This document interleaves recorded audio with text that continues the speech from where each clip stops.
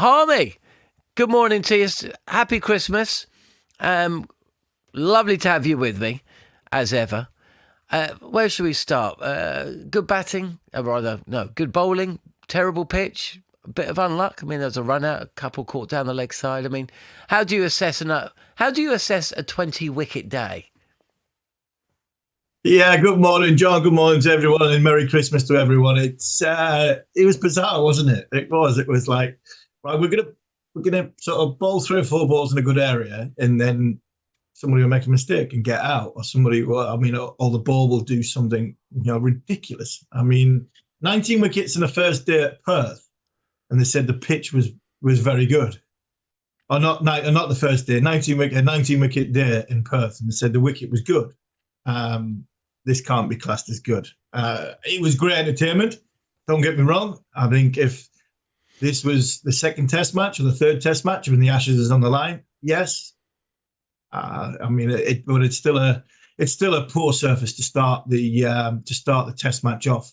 10 mils of grass, a lot of lavish movement, fantastic bowling. I think it probably sums up the way sort of cricket is at this moment in time, with the world of white ball cricket and franchise cricket and crash bang wallop, Bazball for whatever you want to call it. It's like the batters' techniques are nowhere near what they were 20 years ago, in how they view the challenges of in and around off stump to access the ball and hitting the ball.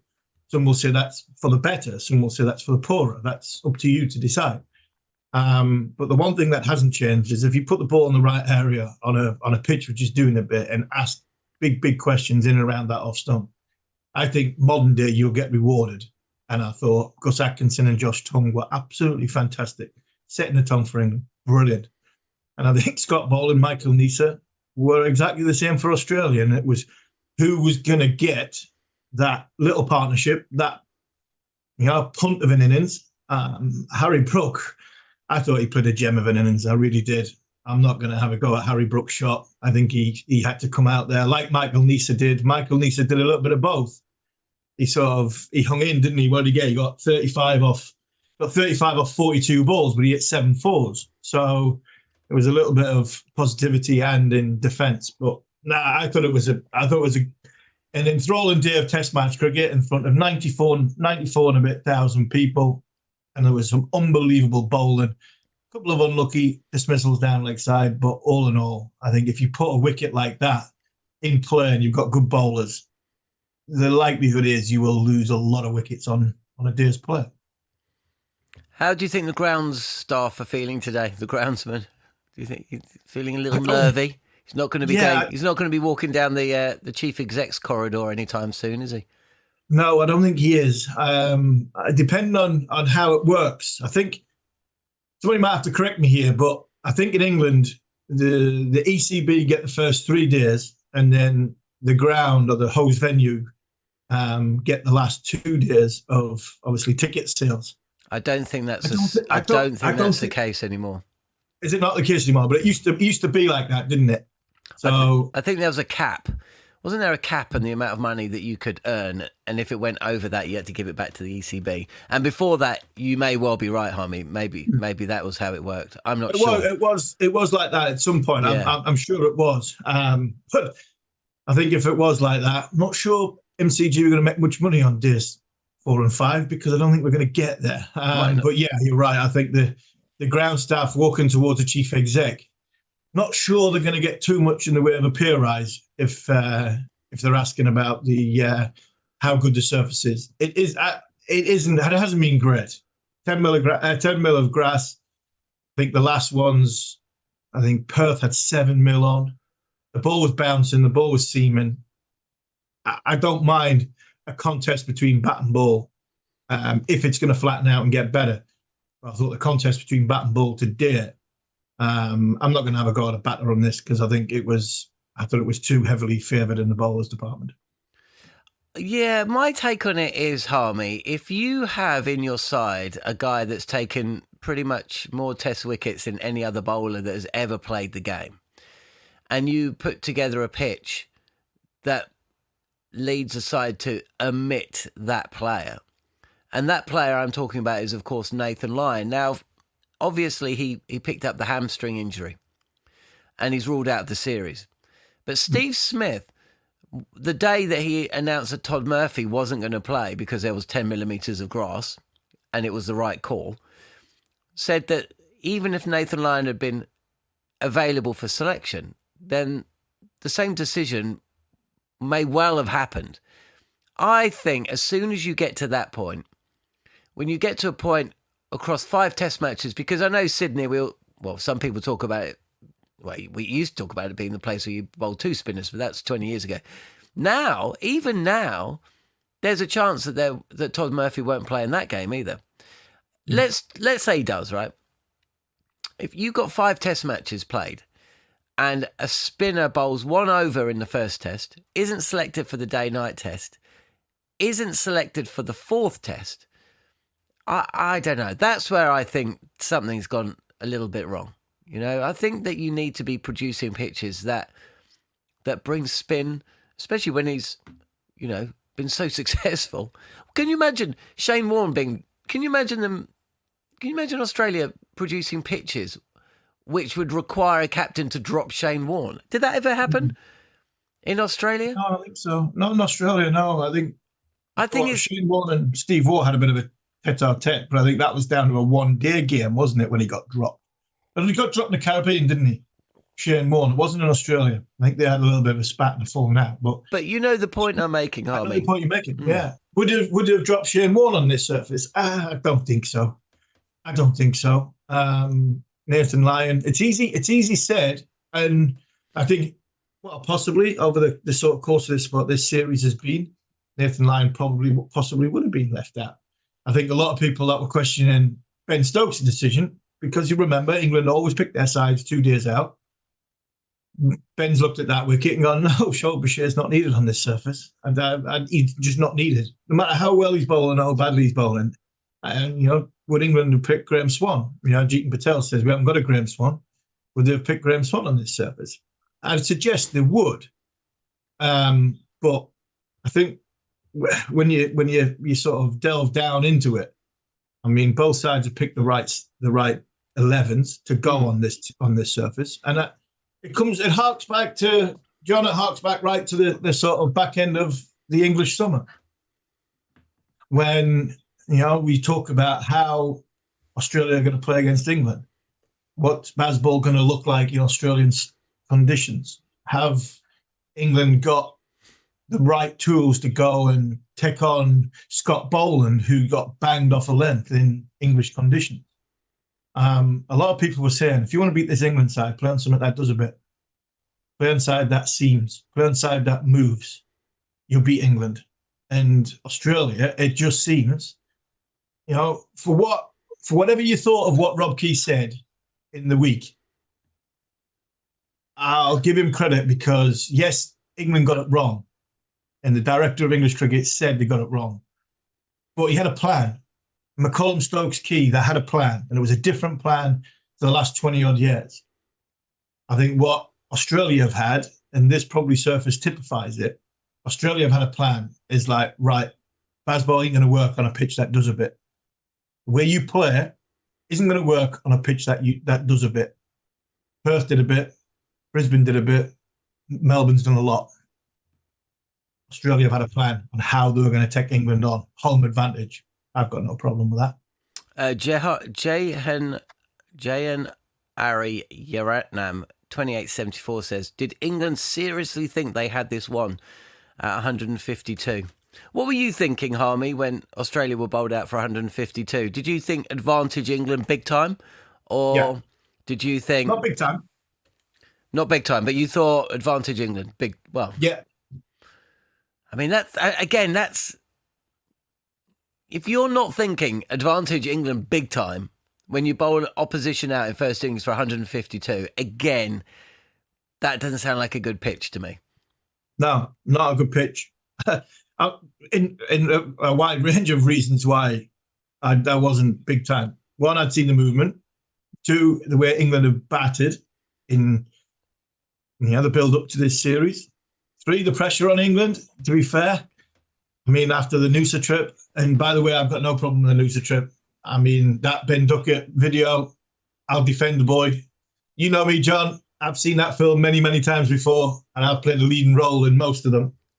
And been in a situation that Ben Duckett's been in. Unfortunately, fortunately for me, there weren't camera phones around at the time. So I'm going to sit here in good conscience and have a go at Ben Duckett. No, I'll defend him for that. But the pressure that Noosa trip put on them going into this, and the lavish movement that England bowlers had got, they've got Scott Boland, who got, 6 for 7 there the last time he played against England there. Michael Neser, they picked the right attack for the right surface. So, yes, while 152 is a great day for England, I mean, I still didn't think England were going to get 300. I mean, I thought if England can get a score that starts in a 2, 220, a great chance of winning this match. But, I mean, at 16 for 4, Duckett got ahead of himself with a push. You know, that's the way he's getting out that way a few times, where he's just getting his hands ahead of himself. And he's Ben Duckett at the crease at this moment in time is probably doing the okey-dokey because he just doesn't know where to go forward. He doesn't know where to go back. He's not pushing at the ball. Unfortunately, his head must be scrambled. Crawley got a nice one that went across him. Who was at number 3? Bethel just looked, unfortunately, he got stuck on the crease. A good delivery, full ball. And Joe's tried to ride it out and unfortunately got a ball that just left him. So, again, it's for 4. You're in a troubling situation. We do need to talk about Joe Root because his returns just haven't been anywhere near what he would have hoped, what we would have expected. 100 aside, and of course you can't just take that innings out because what surprised me was that 100, he didn't give a chance. I think there was one really tough chance right at the start of his innings, which actually... He was on naught. Yeah, but it was it Khawaja? I can't quite remember, but he was put down very early on, and then from that point onwards, it was Joe Root of the old days. He didn't give a chance. He didn't look like he was going to get out. He was fantastic. But that in isolation, all the other innings, he'll be disappointed. I mean, he will be disappointed. Have you seen anything there that indicates anything that we should be worried about moving forward? You know, he's not getting any younger. Is there mental scars there a little bit from tours gone by? Feeling of, here we go again. Oh, no, I can't believe this is happening. Or is he just coming up against... I mean, the word relentless has been used relentlessly about this Australian attack over the last 10 days or so. What do you put his lack of form down to in this series? I'd say the latter. The relentlessness of the Australian bowlers. I always stick up for the more experienced players like Joe and Ben, and they've got a lot of experience. They've got a lot of this team carried on their shoulders. Weight of the expectation of Joe with a bat, Ben with the all-rounder and captain. But everybody's got their vulnerabilities and weaknesses in their technique. Even the great players have got weaknesses in their technique. Sachin had a weakness in his technique. Ponson the same. If you got the ball falling around off stump to Ricky Ponson the first half a dozen balls, the chances of him getting LBW or nicking off, the same as in the of Hayden. If you can get a ball in and around that sort of 4th, 5th stump, get going across him and away from him. You've seen the way Flintoff bowled at Gilchrist. Everybody's got vulnerabilities in their technique. And the thing that, for me, the way Australia have gone about Root, if you look, it's been the same dismissal. The ball's gone around just above the stumps, and it's been about that 4th stump region where Joe doesn't know whether to play it, doesn't know where to leave it. All of a sudden, he gets his hands away from his body outside his eye line.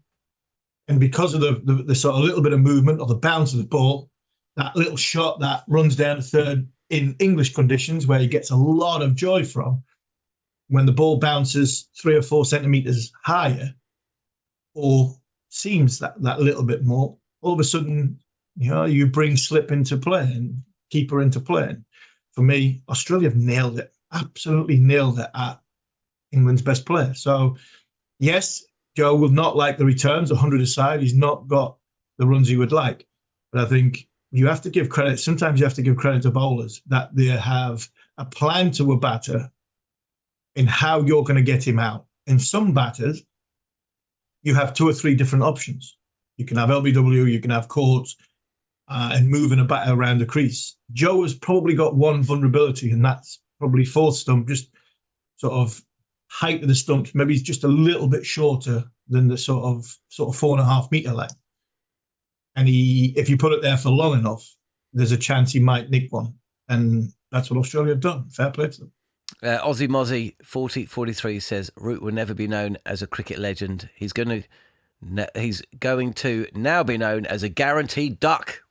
Well, not sure about that, but not sure about that. Me neither.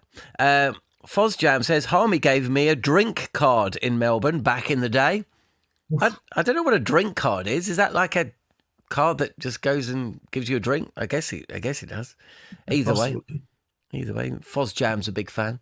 I couldn't have been. I might have been full. I might have been at the point where Ben Duckett was and thought, right, I've got a few extra pints. You can have them.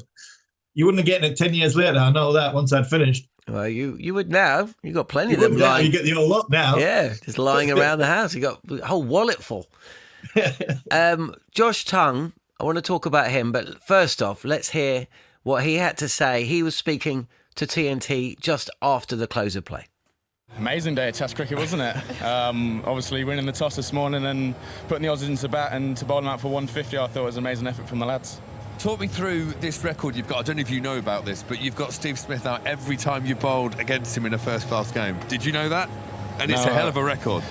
I think I've got him out a couple of times now. I think I got him out this year in the 100 as well. So he's in your pocket for good now. He's not a bad bunny to have. How does that, getting a 5 foot at the MCG on Boxing Day, that's schoolboy hero stuff? Yeah, it's dreams are made of, really. Growing up as a kid, always wanted to play in the Ashes, and especially away from home as well. A family run as well, so it's obviously more special as well. So yeah, words can't really explain how I'm feeling. The wicket, you wrap that up and bowl on it every day?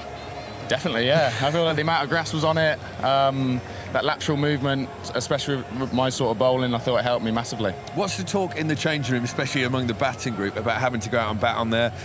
Do they think it's doing too much? Is it unfairly weighted towards the bowlers, or is it just a bad batting display from both teams? I think obviously it is doing a bit out there with a new ball. I think it just depends how you're feeling when you're out there, how you're going to score your runs, have a clear plan how you're going to get your runs as well. I thought how Brookie batted, obviously got it back to the Aussies, got those crucial runs, and obviously how Gus batted at the end as well. I think it's just crucial to make sure you know what you're going to do, how you score runs when you get out there. Do you feel a sense of, responsibility? Obviously, Jofra Archer is now out for the rest of the series, lost Mark Wood as well through injury. Do you feel a responsibility that you need to step up? No, not at all. I feel like the group of bowlers that we got, it's a very exciting group of bowlers, bowl at good pace, nip the ball, swing the ball. And I feel like when anyone's on a good day, it could have been Carter who took 5 for today, it could have been Gus. I thought Gus bowled really well as well. So yeah, on our days, I think we're a very good attack.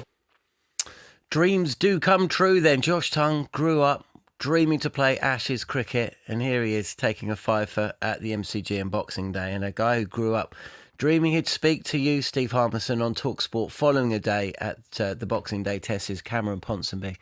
And I'm pleased to say that he joins us now live and direct from the Melbourne cricket ground. His gap year tour, with a bit of work thrown in there, continues.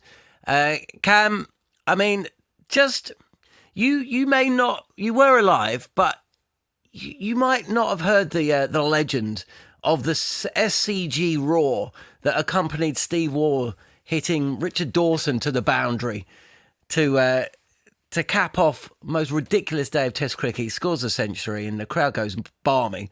That came to mind. Scott Boland with the 4, last ball of the day, and the MCG absolutely erupts with a noise probably not heard in Australia since 24 years ago, whenever it was.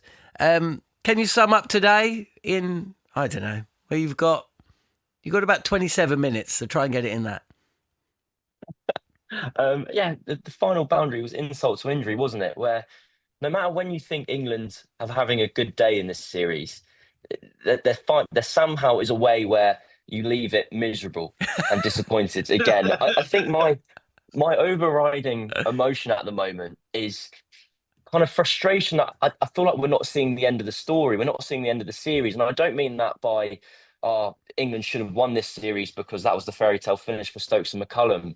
But I thought today was tailor-made for this hyper-aggressive batting lineup and the way they've played for the last 3 years. Australia have only got 150 on a pitch that is doing absolutely all sorts. And you've got Will Jacks, who's got 5 T20 centuries to his name, batting at 8. You've got such firepower in that batting lineup. And you've got lads nicking off. You've got Joe Root scoring his slowest ever duck for England. And I thought, maybe me and you guys will disagree on this, I thought Brook, even when he charged a first ball when the score was 8 for 3, I thought, brilliant. Finally, this is kind of the philosophy that England have stuck to for so long. And I don't really mind if it succeeds or fails. I just want to see if it works here the way they've said they're going to try.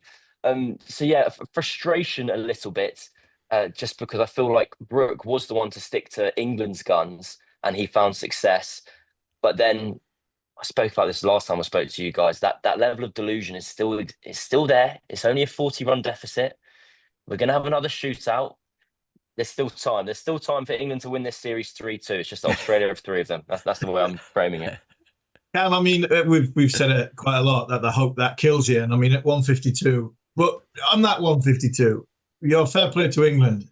Some of the hardest things you get to do as a bowler is when the captain wins a toss and throws you the ball and says, yeah, there's something in this pitch. Stokes doesn't always do that from a mentality point of view and says, right, we need you to bowl them out by tea time because we won the toss and we're going to bowl first. But this is that one exception. This is the one where he wasn't playing the long game. The surface was deemed that Nathan Lyon probably wasn't going to play on it if he was going to be fit. And England backed that up. And I thought the tongue was excellent, but I thought Atkinson was really good as well. I thought Atkinson was superb. This was kind of the wicket that he was tailor-made for. He's known for this kind of wobble seam delivery where his kind of unpredictability in response off the pitch is his great strength. He bowled a ball to, I think it was Khawaja, just before we got him out, or just before Khawaja got out. And my amateur lip reading, as the ball kind of ripped past Khawaja's outside edge, you could see Khawaja go, geez, that's a good ball. And it was, I don't know how you guys were feeling, but with every wicket that England took, I started getting a little bit more nervous where I went, okay, I think there's something in this pitch. I think the fun's about to begin when England start batting. I wonder something I have been wondering about, maybe this is hypercritical. England Atkinson started well with the ball. Carse had quite a poor spell early on and leaked quite a few runs. His first 4 overs, I think, went for 20, 24, maybe some leg byes as well, where he pushed one down leg side. And in the context of the game where we are playing with such fine margins and such few runs on the board, whether that will be a slight point of frustration for England, that there were kind of 2 snippets in their innings where one at the very beginning, where Australia got off to a bit of a head start and was 30 or so for 1. And secondly, there was a 6-over period where they just lost their lengths a bit. And Green and Neath were able to add 40 runs in about 6 overs time. So for the most part, yes, England, how can you really criticise the bowlers if you bowled out Australia for 150? But then when you saw the way that the ball was leaping around, when it was England's turn to bat, and look, cricket analysis is just the demand for perfection, right? So England have bowled a team out for 150, and I'm going, should that have been 120 actually? Whereas I think overall, the bowlers I was going to say they can put their feet up and rest, but they can't because they're back tomorrow to do it all over again. Cam, do you think that once the grass goes, if there's enough time in this game to go, and when you consider that there were periods where it looked a little bit easier to bat, even if that might have just been wayward lines and lengths. I can't quite think of any period where it looked relatively easy for England to bat. But do you think that we're going to see a game that not quite as stark as the Border Gavaskar Trophy game that took place at Perth? I think it's Perth last year, where both teams were shot out, and then actually the pitch eased out remarkably. And I think that both teams scored quite big, or certainly India scored very big in third innings. Do you see that kind of game coming? Or do you think this is going to be over in 2.5 days, come what may? I think two things to that. One is we're probably too far ahead of the game for that to take place now. If, say, like 14 wickets have fallen. Yeah. Then there's time for us to get later in the day before that grass to die. And secondly, I'm not a greenskeeper. I don't know what I'm talking about in terms of wickets, to be brutally honest. But I remember chatting to a kind of Victorian local who's covered a million games of cricket here at the MCG for this match, and he just went 3 days max. We're all gone home by the end of day 3. They left 10 mils of grass on, otherwise known as a centimetre. And Australia are kind of loath to leave their spinner out if they don't have to, and they went, nah, there's no need for a spinner here. The game's going to be happening quickly. It's going to be happening on fast forward. So I'd be surprised if we're done tomorrow, because if we're done tomorrow, it probably means England have won. Mm-hmm. And I'm so ingrained now into expecting them to lose, unfortunately, that I imagine we'll sneak into day 3. But I wouldn't be holding out hopes for getting into day 4 and further. Well, hopefully it finishes tomorrow. But John mentioned in the opening question about the atmosphere, and shows my age when he talked about that.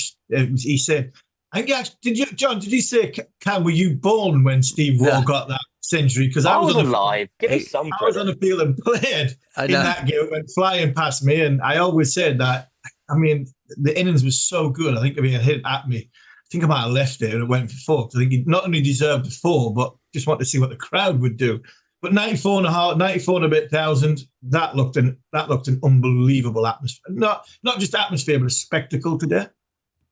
It's an event. You're very aware, kind of walking to the ground, kind of at the start of your day, that this is like the only show in town. So I think it finished off, as you said, 94,000, the most ever people in for one day of cricket at the MCG. And because there's such a large Barmy Army section, it's like a football match where you've got a genuine away end. I went out into the crowd kind of around lunchtime, just beforehand, and wandered towards Bay 13, which has been given to the Barmy Army for this match. And they were chanting throughout, and like the ball was beating the bat, and England were on top.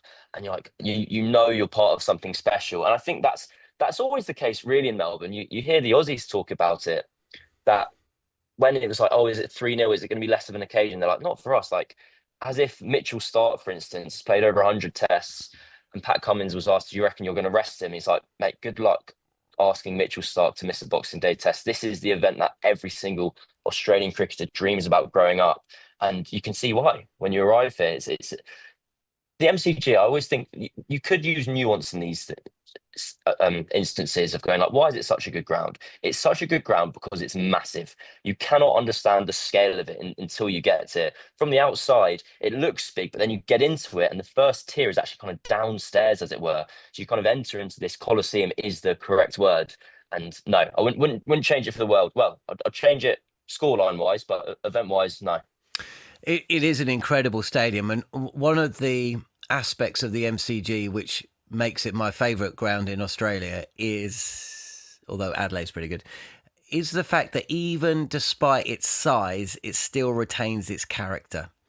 Been to a lot of big sports grounds, you know, across all sports in the world, and often the size of the stadium takes that away.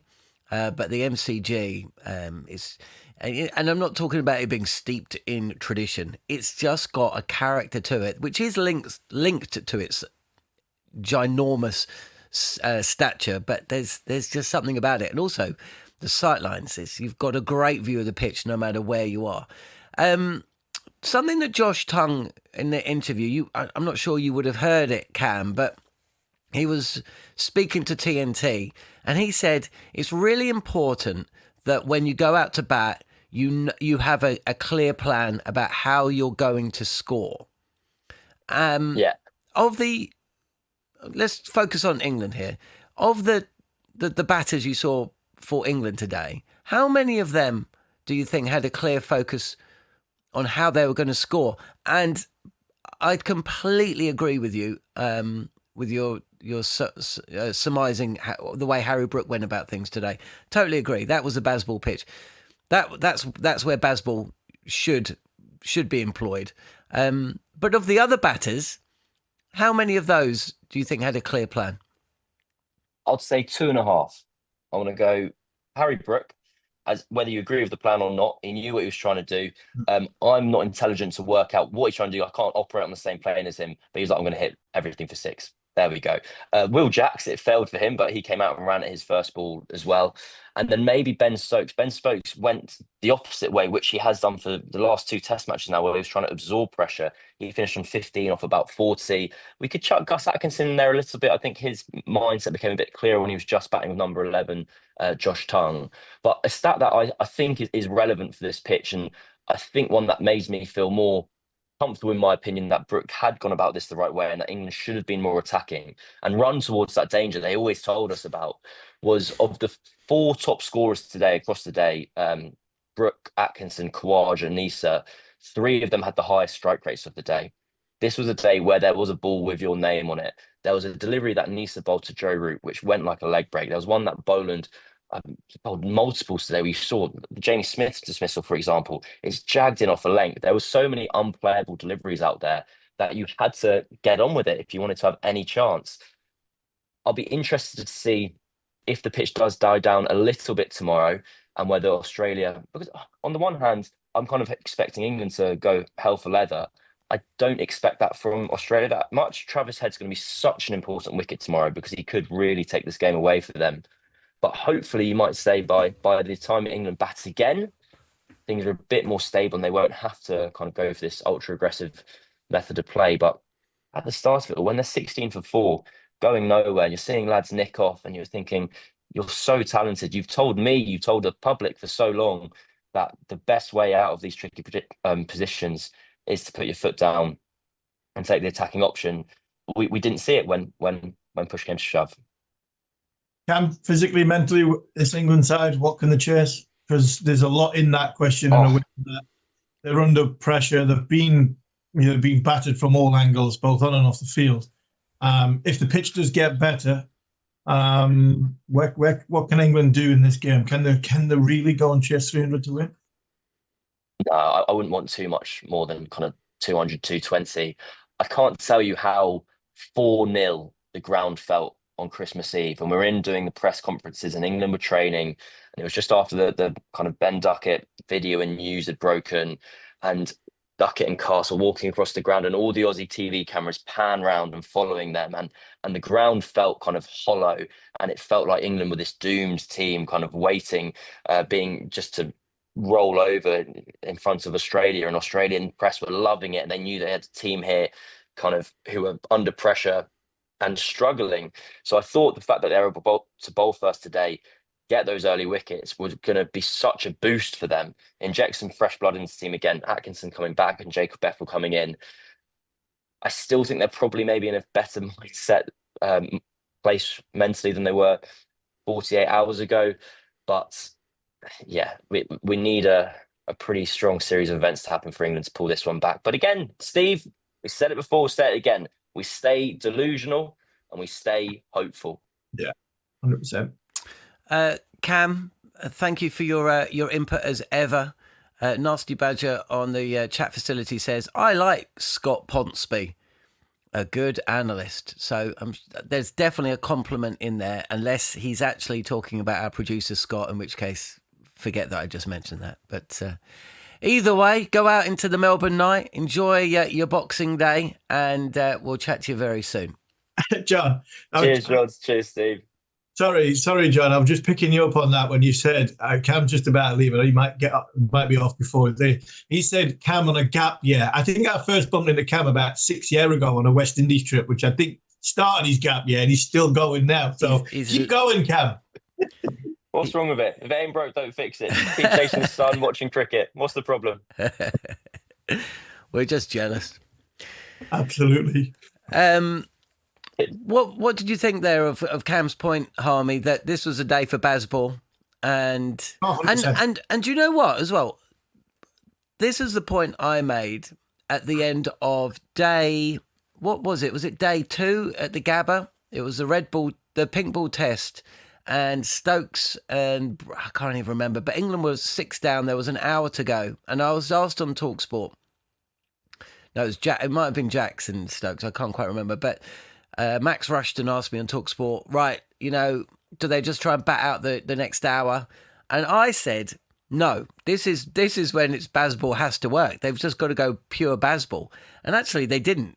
They went pure block it out. And they continued like that until the end of the innings. And then, of course, Australia chased it down and they won the match. It is another moment in this Test match where England seem to have gone the wrong way. They've either gone Bazball when they didn't need to, or they haven't gone Bazball when they should. Yeah, I think it was in a lot of things that was down to heat as well, wasn't it? I think the point you were making was England needed to go. No, hard. It wasn't Adelaide. It wasn't the Adelaide one. Was it not the Adelaide one? No, it was the Gabba. It was when England were they lost a clump of wickets, and essentially the ball. It was the evening. The ball was zipping around, and it was. I mean, I can get it. You're trying to get through to the next day and then the next day, Jackson Stokes batted through that session, and everybody said, "Oh, well done, they batted through the session," and then they didn't score enough runs, and then they just got knocked over in the afternoon or the middle session when it started to get a bit more difficult for batting. It was the evening before, so not the Adelaide one. Yeah, I know what you mean. I think from that point of view, John, I think Stokes I think that could be the first time you might have seen Stokes change the plan in sort of his mind of the actual outside and the exterior, the noise, and going, if I run down a wicket here and play Bazball style and chip up in the air, I mean, this is going to look horrendous. Because if you remember, England were more or less out of the game anyway, and they managed to sort of wrestle, I think, some confidence back with Stokes and Jacks batting the whole session the next morning. So you're right. I think maybe 2 years ago, Ben Stokes might have gone, I'm not bothered about the outside noises. I'm just going to go and have a go at it. I think on that situation, that's possibly the tipping point from Bazball, or you might want to say that was the start of, the outside noise affecting the dressing room in such a way that Ben's thinking, if I get out here, can you imagine what the noise is going to be like? We're already, well behind in the series. So, yeah, I remember that. But this surface needed that plan. I'm not sure that surface needed that plan. I think the game situation, possibly, you could go either way. I don't think the game situation, you can go either way in this one. I think you just got to somehow have your plan, possibly stay leg side of the ball and try and swing, and hopefully that the boundaries come and you get your element of luck in one person, as opposed to 3 or 4 people get an element of luck or the odd drop catch and maybe get 10, 15. You want that one person to go on and get that big score, because I still think whoever gets a half century, 60, 70 in this game in an individual innings, that's the man of the match. That's the game changer. That's the winner of this contest, because I still think England are in this game, even 46 runs behind. They are in this game. Of course they are. It could be over on day 2. And I agreed with what Cam said about if it is over on day 2, England probably win. But then I thought, hang on, Australia bat till tea and they lead by 250. And then, England lost 9 wickets in a session at the Gabba. Perth, sorry. So actually, Australia could win tomorrow as well. Both sides. Can Bryden Carson, Josh Tongue bowl in the same side, by the way? Or should they be? No, I don't think. I think I said to Ben Stokes during the summer that during the India series, and challenged me that you told me to stop bowling as much, and now you told me to open a bowling. I don't think they can. I think they can bowl on the same side, but I think Ben Stokes has to open a bowling because we need that little bit. I think, fair enough, Josh Tongue bowled full of length, but on good pitches. I think what you're trying to say is on a good pitch, Test match pitch, can they play on the same side? I'd probably argue not. In a grand scheme of things, would you want them in the same side when you've got an Atkinson and Archer? Remember, Carson's just been picked ahead of Atkinson. Yeah, but I still think it comes down to what Andrew Flintoff said to me in that interview. And remember, I keep referring back to that in this series. When he turned and he said, it is 75%, 80% of what you could give. I'd always back that because I know for a fact what you're going to give me. I know I can look across. And I think Ben Stokes looks at Bryden Carson that way. No matter how expensive you are, Bryden, I know for a fact when I throw you the ball for 6 overs, you're going to run in and give me everything you possibly have got. And some will say, well, that's not much because it's his lines and his lengths and he's not bowling that well. But I think what Ben Stokes is wanting, he's wanting that short ball tactic up his sleeve. He's wanting somebody to bowl at 138 to 141. He's wanting somebody to hit the deck hard. He's wanting somebody to get in somebody's face. He's wanting to create an event when possibly on a flat pitch there's no event happening. All of these things I think Bryden Cars brings to the table where Gus Atkinson doesn't, if you know what I mean. So, you know what I'm trying to say? I think Gus Atkinson, I know exactly what you're trying to say. I just think that if you're the opposition, you're sitting there laughing at that because who would you, as a batter, who would you rather face? A skill-based fast bowler or a bloke that's going to get in your face? On a flat pitch, I'd much rather face Gus Atkinson. I mean, as a world-class number 11, if you get me on a flat one, I'd fancy me chances to play for me off stump. He'll bowl good balls at me that I've got no chance of leaving. And I'm talking about a number 11 here. So you ask him who I like to face.